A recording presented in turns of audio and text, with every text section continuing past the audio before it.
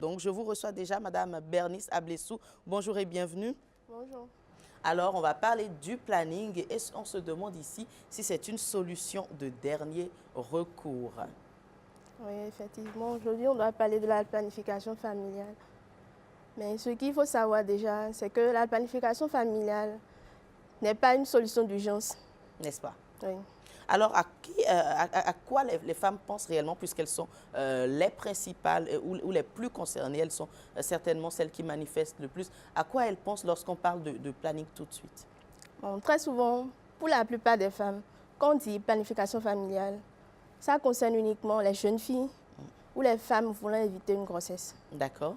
La plupart des femmes qui ont déjà expérimenté la maternité ne se sentent pas vraiment concernées par la situation. Mais qu'est-ce qui peut expliquer ça? Parce que vous le dites, à certaines étapes de leur vie, est-ce qu'elles sont prêtes à avoir autant d'enfants que possible ou est-ce qu'elles pensent qu'elles sont, je dirais, vaccinées, comme on le dit? Mais non, pas du tout. Pour les femmes, une fois qu'elles sont mariées, qu'elles ont déjà eu un enfant ou même une fois qu'elles sont enceintes, elles se disent que la question de la planification familiale ne se pose plus. Bon, qu'est-ce qui peut expliquer ça? La capacité de vouloir enfanter à nouveau? Oh. Non, pas vraiment. Comme elles sont déjà au foyer, ce n'est plus un risque pour elles. Tomber enceinte n'est plus un risque. Donc, elles estiment que c'est uniquement pour les personnes qui ne sont pas forcément dans un foyer engagé. Voilà. Et qu'est-ce que vous pensez de cela, vous, en tant qu'experte? Bon, je dirais que les femmes elles doivent comprendre que la planification familiale, ce n'est pas seulement une méthode d'urgence qui est réservée à une classe de femmes données, en fait. Donc, elle concerne tout le monde. Et qu'est-ce qui peut arriver justement si une femme qui est au foyer ne prend pas des précautions? Nous avons déjà le risque des grossesses rapprochées. D'accord. Et en quoi est-ce que c'est dangereux, si je ne m'en abuse? Oui, oui. En quoi est-ce que ça peut être dangereux? Qu'est-ce qui n'est pas recommandable ou qu'est-ce qui peut être d'une façon ou d'une autre défavorisant pour une femme qui a des grossesses rapprochées? Déjà, après un accouchement, après 6 mois, la femme est déjà prête à tomber enceinte à nouveau. Donc, vous-même imaginez, son bébé a 6 mois, elle est à nouveau enceinte. C'est déjà une contrainte pour elle. Tout à fait. Il y a aussi le côté, le repos pour le corps. Absolument. Après un accouchement, il faut que le corps se repose, il faut qu'elle se rétablisse. Maintenant, si elle n'a pas les informations qu'il faut, si elle ne sait pas qu'il faille qu'elle se mette sous une méthode contraceptive, elle va tomber enceinte à nouveau. Le corps n'a plus de repos. Et cela, c'est un risque pendant l'accouchement. Même pendant la grossesse aussi, elle est exposée à toutes sortes de risques. Donc, il faudrait qu'elle prenne conscience. Et au quotidien, justement, vos portes sont ouvertes à tout type de femmes. Et est-ce qu'il y en a plus qui viennent pour des situations urgentes? Parce que vous commenciez à le dire à l'entame, ce n'est pas pour une situation urgente. Est-ce qu'il y en a qui viennent plus pour les situations urgentes ou est-ce que c'est assez équilibré des deux côtés? Non. La plupart des femmes, elles viennent uniquement lorsque la situation est une urgence. Ah. Oui. Lorsque ça devient une contrainte pour elles. Qu'elles constatent qu'elles sont à nouveau enceintes ou... Et je parlais des risques justement pour le repos, mais au niveau de la santé, est-ce que, je ne sais pas, prendre une décision comme ça sur le coup, lorsque justement on a une urgence, est-ce que ça peut être dangereux ou pas? Si. C'est dangereux. C'est vraiment dangereux parce qu'il n'y a pas un suivi au préalable. Donc elle vient dans l'urgence. Ce qu'il faut faire, c'est les cas d'urgence. Elle n'est informée de rien. Voilà. C'est une contrainte. Elle vient, c'est la solution qu'on lui impose. Elle est dans la contrainte d'accepter. Donc, elle n'a pas vraiment d'informations. Merci pour toutes ces infos. On va revenir finir de décortiquer. On va à présent suivre le reportage que nous propose Génial Afouda Monsiagouka. Léa Soroukwé, jeune parturiente, vient de donner naissance à son deuxième enfant. Un accouchement qui intervient 6 ans après la venue au monde de son aîné. Un espacement voulu et rendu possible grâce aux méthodes de planification familiale. J'ai fait l'implant qui a fait 5 ans avant que j'enlève. Et c'est après l'enlèvement que je suis tombée enceinte de mon second enfant. C'est une bonne méthode et que je recommande à toutes les femmes et à tous les couples. Léa a choisi l'implant, mais il existe plusieurs autres moyens de contraception, notamment le coït interrompu, le stérilet ou encore les pilules contraceptives. Et on a également les injections que vous pouvez voir. Nous avons le Norestera, nous avons le Lafia, nous avons également des méthodes barrières qui, je précise, sont d'ailleurs les seules méthodes qui vous évitent de contracter des infections sexuellement transmissibles. Donc vous voyez là, nous avons le préservatif masculin, le préservatif féminin. Nous avons aussi les méthodes naturelles, comme l'allaitement maternel que nous appelons généralement la méthode MAMA. Nous avons également le collier qui est une méthode naturelle. Là, nous avons aussi les spermicides. C'est des méthodes qu'on utilise sur place. La femme peut l'utiliser 10 minutes avant les rapports sexuels. Nous avons également les méthodes chirurgicales qui sont chez la femme la ligature des trompes et chez l'homme la vasectomie qui sont des méthodes irréversibles. C'est pour toujours. Sûr et fiable, le planning familial offre une panoplie d'avantages. Les avantages que j'ai eu à utiliser cette méthode, le DIU, c'est qu'en fait, ça me permettait d'avoir des rapports sexuels quand je voulais.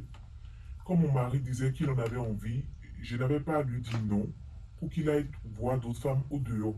Aussi, ça me permet d'être libre, de ne pas être stressé, penser après que je peux tomber enceinte au point d'avoir peur. Non, il y a la peur qui a disparu et je pouvais vaquer à mes occupations comme je voulais, puisque j'allais y programmer ma future grossesse.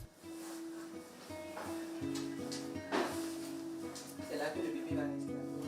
Une femme qui adopte une méthode contraceptive, elle a le temps de se reprendre physiquement, de se reprendre aussi mentalement et elle est préparée pour une nouvelle grossesse. La planification familiale favorise le bien-être des enfants. Ça permet au couple de faire des économies et surtout espacer les naissances et éviter les grossesses non désirées. La planification familiale est gratuite. Elle est accessible à tous dans les centres de santé. Un bel élément donc qui nous retrace l'importance de la planification familiale, ses nombreux avantages et les personnes qui ont pu en bénéficier, qui sont certainement satisfaits comme on a pu l'entendre dans le reportage. Déjà, j'aimerais comprendre, est-ce que lorsque vous discutez avec ces femmes-là, qui viennent uniquement en situation urgente, elles vous parlent un peu des facteurs, est-ce qu'il y a peut-être des a priori sur les moyens, les méthodes de contraception? D'abord, il y a les préjugés. D'accord. Il y a les préjugés.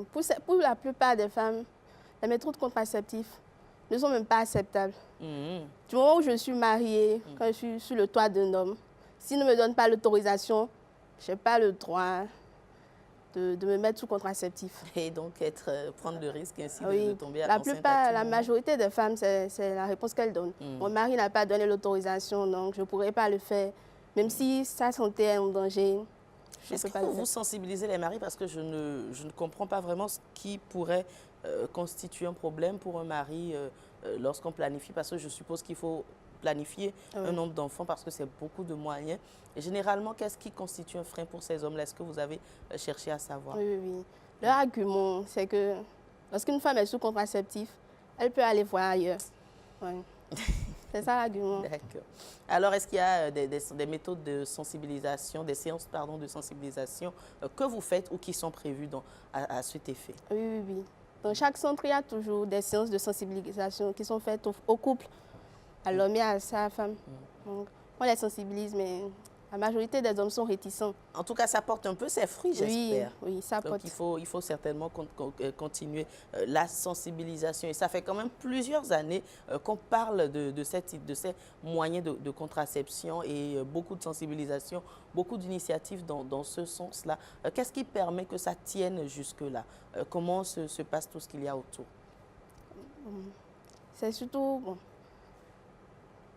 la continuité de l'information donnée. Très bien. On ne se contente pas seulement d'informer les femmes au début de la vie reproductive. On les informe même après un accouchement, pendant la grossesse aussi. Quand elles viennent en consultation, on commence à leur parler un peu de la planification familiale.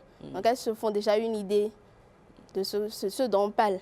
Elles discutent avec leur mari. Après l'accouchement, pendant l'allaitement, à tout moment de leur vie reproductive, il y a une information. Donc, on les informe tout au long de la vie reproductive. D'accord. Donc, à partir de... qu'elles soient mariées ou pas, Ouais. elles ont la possibilité d'aller vers vos centres Voilà. et de se faire, je dis, d'avoir l'information qu'il faut. Et comment vous arrivez à identifier? Est-ce que vous êtes ouvert et ceux qui sont, ou celles, pardon, qui sont intéressées viennent vers vous? Ou est-ce que c'est plutôt vous qui allez vers certains lieux? Bon, souvent, on va vers les jeunes filles. D'accord. Dans les On va écoles, par dans exemple? les écoles, par exemple, parce que ces filles, elles sont réticentes. Elles se Absolument. disent qu'elles n'ont pas encore l'âge. Donc, on va vers elles. À partir de quel âge déjà? Déjà à la puberté. 12 ans? Oui, 12 ans. Déjà, lorsqu'elle a déjà ses règles, Hmm.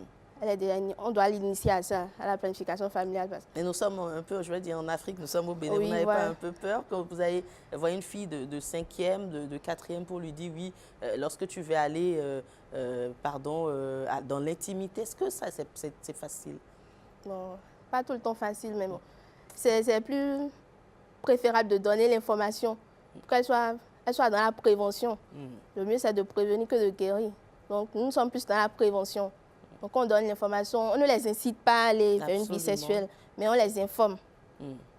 Et est-ce qu'il y a justement des jeunes femmes, des jeunes filles de cette tranche d'âge qui sont sexuellement actives et qui se rapprochent de vous? Ah oui, Il y en a énormément. oui, il y en a. Donc, dans ce cas, est-ce que c'est de façon urgente ou est-ce que c'est également un suivi qu'on peut prendre comme cela? Non, ce n'est pas forcément une urgence. C'est un suivi qui se fait. Donc déjà, si elle a déjà eu l'information une fois, elle se sent déjà rassurée parce qu'on discute avec elle d'une manière où elles se disent que bon, celle-ci, je peux avoir confiance en elle, elle n'ira pas raconter ce que je lui dis. Donc elles viennent spontanément quand elles sentent le désir. Il y a Donc, elles certainement des parents qui nous suivent. J'aimerais qu'on contextualise un peu la chose là. Nous sommes en train de parler de jeunes filles sexuellement actives, parce que c'est le thème employé, qui n'ont pas forcément la capacité d'aller parler aux personnes adéquates, mais qui risquent, lorsqu'elles ne sont pas suivies, des MST, des IST ou des grossesses non désirées. Donc, vous vous faites des canaux pour leur dire, voici les moyens que vous pouvez utiliser pour éviter de briser votre avenir. C'est de cela qu'il s'agit. Donc, j'aimerais bien recontextualiser la chose. Et lorsqu'elles viennent vers vous, à présent, est-ce qu'en fonction de l'âge, il y a des méthodes qui leur sont recommandées ou pas? Oui. N'est-ce pas? Oui. Vous leur recommandez quoi? On est curieux sur ce plateau, on veut tout savoir. Déjà, si c'est une jeune fille qui n'est pas sexuellement active, mais qui veut avoir des informations, on lui parle surtout de l'abstinence. D'accord. On lui parle surtout de l'abstinence. Très bon point, hein. Je suis sûre que les parents seront contents à la maison. À part ça, il y a les préservatifs. Après, il y a les pilules. En fonction de ce qu'elle est prête à accepter. D'accord. Donc, quand elle sera prête. Voilà.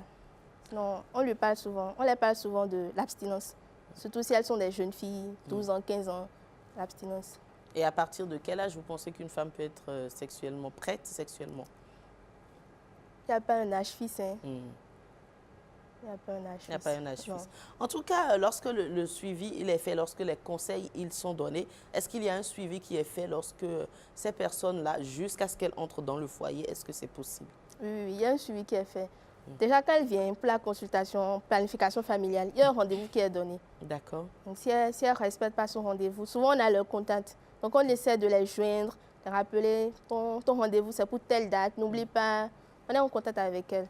D'accord. Et justement, dans le reportage qui est passé, nous avons entendu parler du coït interrompu. Pour ces femmes-là qui sont au foyer et qui estiment que c'est de façon urgente qu'il faut prendre une méthode de contraception, est-ce que le coït interrompu peut être une option? Parce qu'elles n'ont peut-être pas forcément le temps, vous l'avez dit, les enfants sont là, il faut s'en occuper, pas le temps de laisser les travaux à la maison pour venir s'asseoir dans un centre forcément pour se faire suivre. C'est une option. Le coït interrompu est une option, mais bon, elle n'est pas efficace à 100%. D'accord. Elle n'est pas efficace à 100%. Est-ce que ça fonctionne vraiment? Est-ce que les femmes qui adoptent cela arrivent vraiment à être satisfaites, totalement couvertes?